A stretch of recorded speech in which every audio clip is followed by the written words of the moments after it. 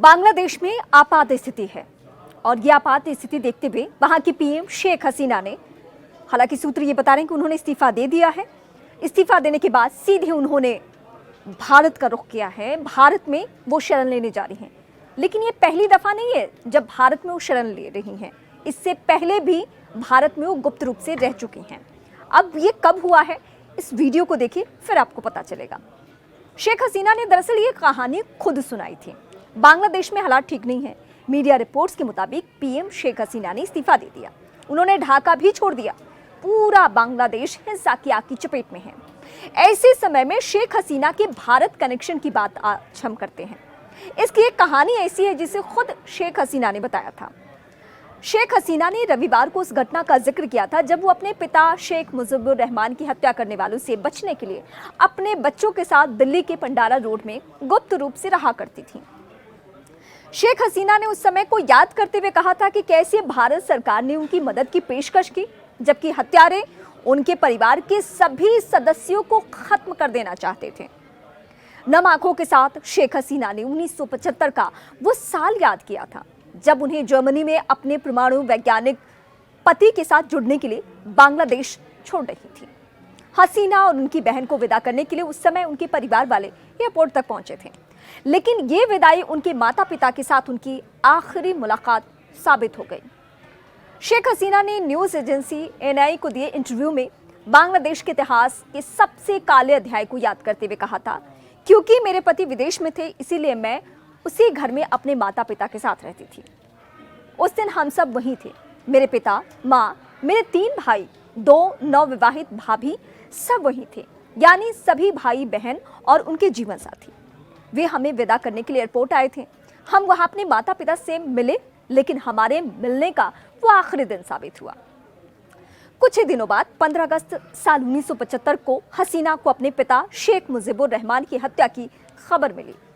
उन्हें अपने परिवार के और सदस्यों की फांसी के बारे में भी पता चला। शेख हसीना ने कहा कि वास्तव में ये अविश्वसनीय था।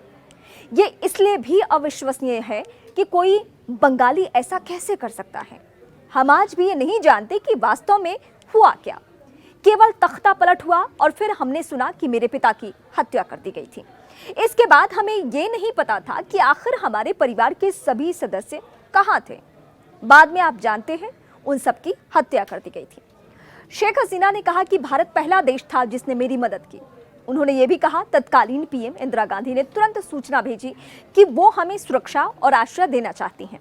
मुझे विशेष रूप से युगोस्लाविया के मार्शल टीटो और इंदिरा गांधी की ओर से सुरक्षा देने का वादा किया गया।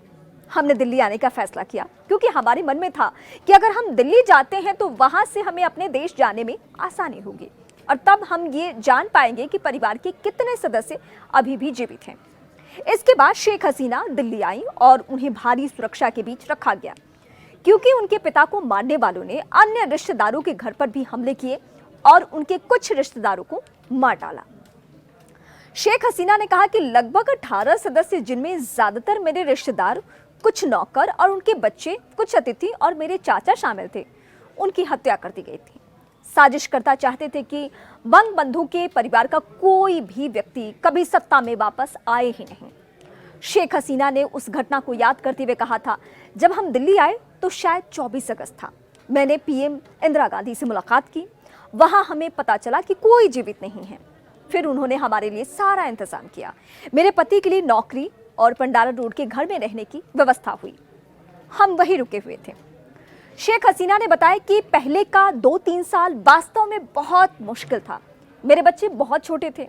मेरा बेटा केवल 4 साल का था। मेरी छोटी बेटी रोती रहती थी। वे सब मेरे माता पिता के पास जाने की जिद करते थे।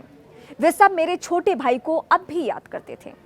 शेख हसीना को दिल्ली अपनी पहचान छुपाकर रहने के लिए मजबूर होना पड़ा था क्योंकि उनकी जान को खतरा था। वे यहाँ कई नामों से रहीं।